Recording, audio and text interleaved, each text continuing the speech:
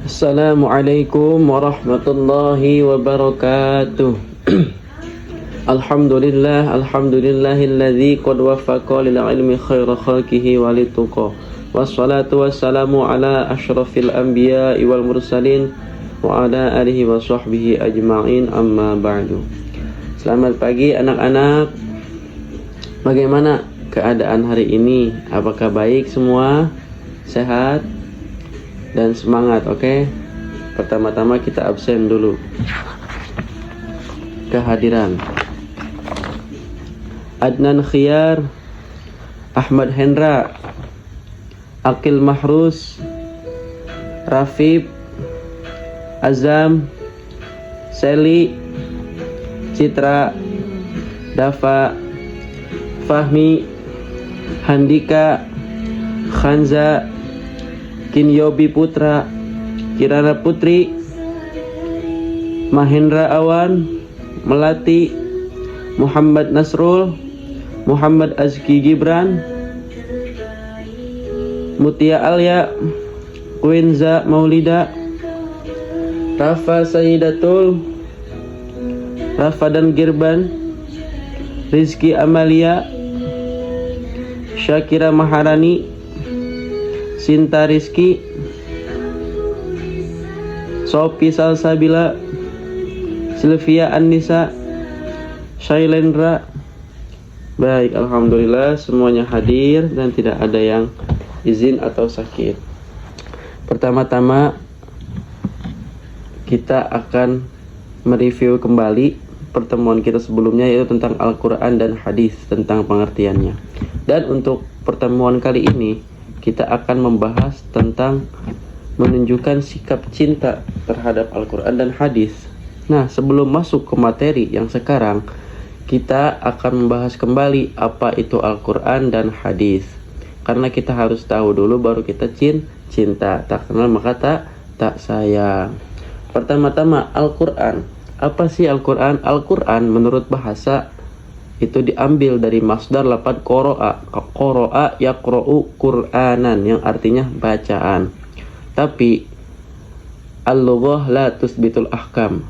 Menurut bahasa tidak bisa dijadikan suatu hukum atau definisi, maka ada definisi secara terminologi atau istilah.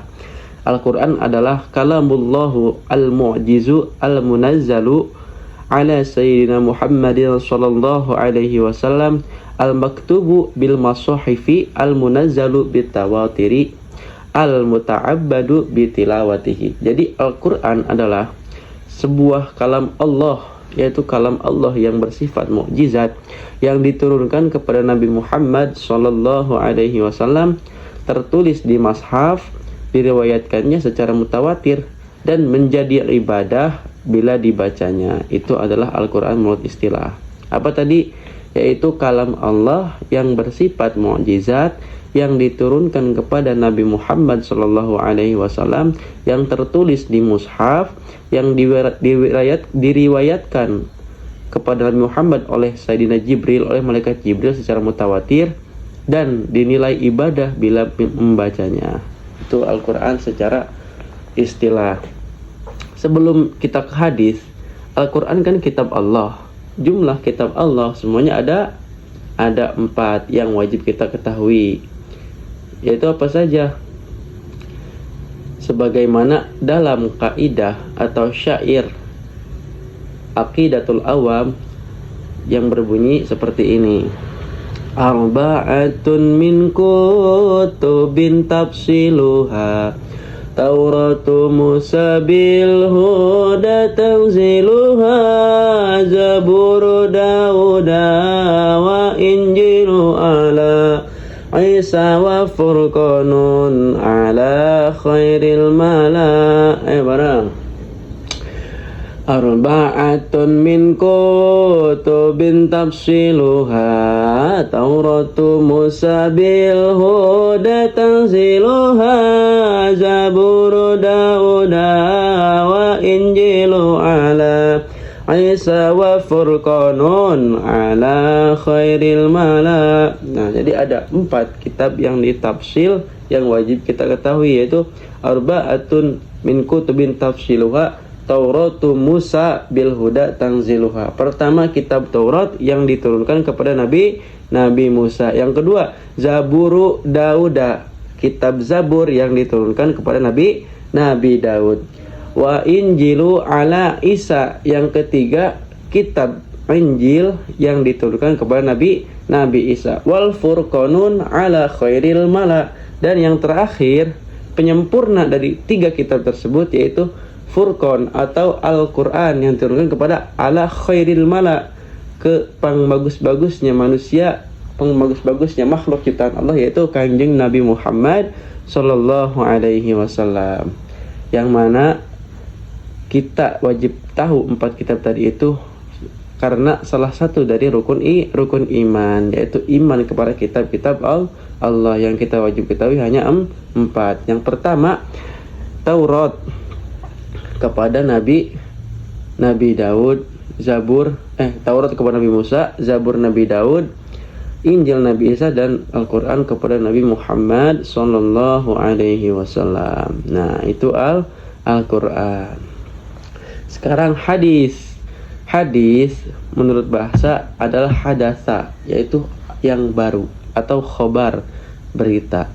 Tapi yang jadi definisi adalah dari segi istilahnya, yaitu ma udifa ilan nabiyyi sallallahu alaihi wasallam min qaulin au fi'lin au taqririn au sifatin, yaitu sesuatu yang disandarkan kepada Nabi Muhammad sallallahu alaihi wasallam, baik berupa perkataan ataupun pekerjaan atau perbuatan, persetujuan atau sifat. Jadi segala sesuatu yang keluar atau yang disandarkan dari Nabi Muhammad, mau itu perkataannya, mau itu perbuatannya, mau itu persetujuannya, mau itu sifatnya, itu adalah hadis. Nah, itu ya. Jadi Al-Quran dan hadis. Perbedaannya, kalau Al-Quran itu kalam Allah yang diwahyukan kepada Nabi Muhammad.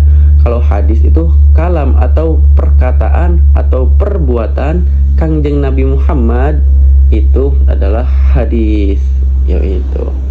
Sekarang kita lanjut ke fase bahwa kita harus menunjukkan kalau kita benar-benar kita cinta kepada Al-Quran dan hadis itu bagaimana. Nah, pertama, contoh nyatanya adalah kita di lingkungan sekolah atau di rumah, kita itu harus ta'zim kepada Al-Quran. Karena dalam kitab Ta'lim Muta'alim i'lam anna hasfila ilmi, yaitu bita'zimil ilmi wa ahlihi, yaitu kita harus ta'zim kepada ilmu tersebut, kita harus ta'zim terhadap Al-Quran. Jadi kalau kita habis membaca Al-Quran, kita itu pertama-tama kita harus mengambil Al-Quran dengan tangan kanan, lalu kita ambil dan kita pegang dengan 2 tangan, kita duduk sila, dan kan kita pakai sarung nih ya, jangan sampai kakinya itu kelihatan keluar dari sarung. Jadi kita harus tertutup kakinya karena tidak sopan, karena kita sedang bawa Al-Quran dan hendak membacanya. Kita buka Al-Quran, selesai kita baca doa, kita tutup Al-Qurannya, lalu kita cium Al-Qurannya dan letakkan. Ingat, letakkan Al-Quran itu harus di paling atas. Misalkan kita banyak buku nih di kamar atau di rumah atau di sekolah.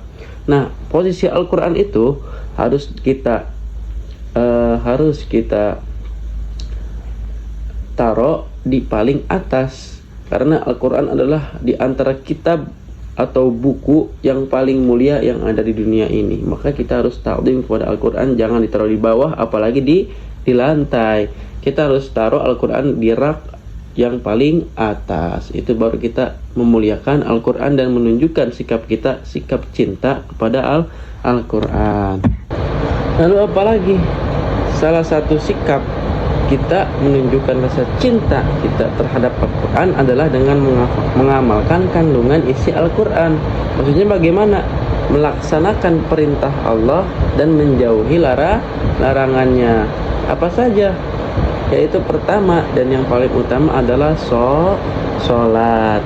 Sholat 5 waktu itu wajib kepada kita sebagai umat muslim, dan kita balik, yang sudah balik dan berakal. Selagi akal masih ada dalam kita, akal, dan kita sudah balik, yaitu sudah berumur 15 tahun bagi laki-laki, atau sudah ihtilam yaitu mimpi, atau bagi perempuan itu sudah haid. Jadi bila sudah haid untuk perempuan, atau 15 tahun bagi laki-laki dan bagi perempuan, itu sudah dikategorikan baligh. Maka dari itu, karena kita berakal, kita akilin balighin, kita berakal dan kita baligh, kita wajib melaksanakan perintah Allah yang berupa 5 waktu sholat. Nah, karena sholat cuma ada uzur 2, yaitu yang pertama tidur dan yang kedua lupa. Jadi selagi kita berakal, yaitu terjaga, kita wajib melaksanakan sholat. Maupun kita sakit apapun, kita wajib sholat karena kita masih berakal. Nah, sholat 5 waktu, apalagi tepat waktu dan berjamaah, itu sudah menunjukkan sikap kita cinta terhadap Al-Quran. Lalu sekarang, bagaimana cara menunjukkan sikap kita cinta kepada Nabi Muhammad, kepada hadis? Yaitu yang pertama, kita meneladani akhlak Nabi Muhammad sallallahu alaihi wasallam. Bagaimana sifat Nabi itu yang wajib atau yang bagus kita teladani? Seperti dalam syair kitab Aqidatul Awam, arsala anbiya dawi fatana bisidqi wat tablighi wal amana, arsala anbiya dawi fatana bisidqi wat tablighi wal amana, yaitu sifat kanjeng Nabi yang wajib di kanjeng Nabi, yaitu pertama fatana, yaitu pinter. Nah, pinter. Jadi kita itu harus rajin belajar biar kita pinter. Karena pintar adalah salah satu sifat wajib yang ada di diri kanjeng Nabi Muhammad sallallahu alaihi wasallam. Maka dari itu kita juga wajib belajar. Kan thalibul ilmi fardhatun ala kulli muslimin wa muslimatin. Wajib menuntut ilmu karena kita itu harus pintar, karena itu juga bisa menunjukkan kita sikap kita cinta terhadap hadis Nabi, karena salah satu sifat Nabi adalah pintar. Yang kedua bisidqi, yaitu jujur, benar. Kita itu harus jujur, benar dalam perkataan, perbuatan, dan juga niat kita dalam melakukan apapun. Kita harus jujur terhadap siapapun, terhadap orang tua, teman, guru, saudara, atau yang lainnya. Yang ketiga bisidqi wat tablighi, tabligh yaitu menyampaikan, yang artinya bila kita diamanati, kita itu harus menyampaikan. Bila kita punya ilmu, kita harus menyampaikan. Tabligh, jangan kita menyumputkan, kita harus menyampaikan ilmu yang ada di kita, sekecil apapun itu kita harus menyampaikan. Al amanah, dan terpercaya amanah. Jadi bila kita ada janji, bila kita diamanati, kita harus menepati janji dan amanah tersebut, kita harus jaga. Maka dari itu kita bisa menunjukkan sikap kita cinta terhadap hadis Nabi sallallahu alaihi wasallam. Apalagi yang kedua adalah melaksanakan sunnah-sunnahnya. Apa saja sunnah kanjeng Nabi? Banyak. Salah satunya adalah membaca Al-Quran, belajar yang giat, dan sholat duha, sholat rawatib, sholat witir dalam sehari-hari. Itu adalah sunnah-sunnah kanjeng Nabi. Memakai wangian, memakai baju putih, memotong rambut, memotong kuku, dan bersih-bersih juga itu termasuk sunnah-sunnah kanjeng Nabi Muhammad SAW. Lalu bersiwak dan yang lainnya. Lalu apalagi yang ketiga? yang bisa menunjukkan sikap kita cinta terhadap hadis, yaitu menghafalkan atau menyebutkan contoh hadis tentang kejujuran, kebersihan, dan kasih sayang. Jadi kesimpulannya adalah, pertama, Al-Quran adalah kalam Allah yang diturunkan atau diwahyukan kepada Nabi Muhammad melalui perantara malaikat Jibril dan diturunkan secara mutawatir. Mutawatir itu berangsur-angsur, tidak langsung gitu. Tidak berarti 30 juz tapi berangsur-angsur. Lalu bila mana kita membacanya itu bernilai ibadah. Lalu hadis adalah perkataan, perbuatan, persetujuan ataupun sifat Kanjeng Nabi, itu adalah hadis. Nah, jadi tadi ada 4 kitab Allah yang wajib kita ketahui, karena termasuk salah satu dari rukun iman yang 6 adalah yang pertama Taurat, yang kedua Zabur, yang ketiga Injil, dan yang terakhir sebagai penyempurna adalah Al-Quran. Sebagaimana kata syair dalam kitab Aqidatul Awam, yaitu yang berbunyi, yuk bareng-bareng, arba'atun min kutubin tafsiluha Tauratu Musa bil huda tanziluha Zaburu Dauda wa Injilu ala Isa wa Furqanun ala khairil malas. Sekali lagi, arba'atun minku tubin tafsiluha Tauratu Musa bil huda taziluha Zaburu Dauda wa Injilu ala Isa wa Furqanun ala khairil mala. Nah, lalu salah satu sifat yang bisa menunjukkan kita cinta terhadap Al-Quran, yaitu yang pertama, kita harus ta'zim terhadap Al-Quran dengan cara kita bisa menjaga, menaruh Al-Quran dalam tempat yang paling mulia. Kita harus membaca Al-Quran setiap harinya, dan kita bisa mengamalkan isi kandungannya dengan menjalankan perintah Allah dan menjauhi larangannya. Lalu sikap kita menunjukkan terhadap hadis, cinta terhadap hadis Nabi, yaitu pertama dengan kita meneladani sikap Kanjeng Nabi Muhammad SAW, yang mana sifat Kanjeng Nabi yang wajib di Kanjeng Nabi ada 4, yaitu yang pertama shidik, amanah, tabligh, dan fatona.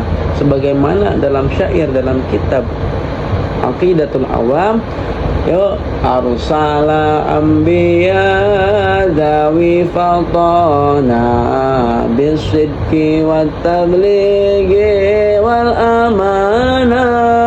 Arsala anbiya dawi fatana bisidqi wat tablighi wal amana. Nah, selain itu kita juga wajib tahu sifat yang mungkin di Kanjeng Nabi, yang wenang di Kanjeng Nabi, sifat jaiz di para nabi, yaitu ada satu, apa? A'radu basyariyah, yaitu sifat kemanusiaan. Nah, jadi seperti lapar, minum, makan, tidur, Kanjeng Nabi juga sama seperti kita, karena kesifatan sifat a'radu basyariyah. Tapi sakitnya tidak sakit yang separah yang bisa menjatuhkan martabat Rasul, sakit yang hanya ringan-ringan saja, sebagaimana yang tercantum dalam syair di kitab Aqidatul Awam. Seperti apa bunyinya? Yaitu wajaizun fi haqqihim min aradi bi ghairi naqsin ka khafifil maradi ismatuhum kasairil malaika wajibatun wa fadlul malaika. Sekali lagi, wajaizun fi haq, حقهم من عرض بغير نقص كخفيف المرض عصمتهم كسائر الملائكة واجبة وفضل الملائكة وجائز في حقهم من عرض بغير نقص كخفيف المرض. Sifat yang jaiz, sifat wenang yang tercantum atau yang berada di diri Rasul bi ghairi naqsin, kalawan dengan tidak sedikit pun mengurangi martabat Rasul. Seperti apa contohnya? Ka khafifil maradi, seperti sakit yang ringan, seperti batuk, demam dan yang lain-lainnya. Yang ringan-ringan saja, yang tidak menjatuhkan martabat di dalam diri Rasul. Lalu ada sifat wajib, maka ada sifat yang mustahil di diri Rasul. Seperti apa? Ya, jadi perlawanan dari sifat wajib. Apa aja? Seperti pertama patonah, pintar, maka perlawanannya yang mustahilnya di diri Rasul adalah baladah, yaitu bodoh. Jadi mustahil Kanjeng Nabi itu bodoh. Yang kedua, sidik adalah jujur. Perlawanannya adalah kadzib atau kizib, yaitu bohong. Jadi mustahil Rasulullah itu pembohong. Lalu ada balaghah. Sifat wajibnya adalah balag, menyampaikan. Maka sifat mustahilnya adalah kitman, menyumputkan. Jadi mustahil Rasulullah tidak menyampaikan atau menyumputi ilmu yang ia miliki atau wahyu. Lalu yang terakhir adalah amanah. Rasulullah wajib amanah, maka Rasulullah mustahil khiyanah.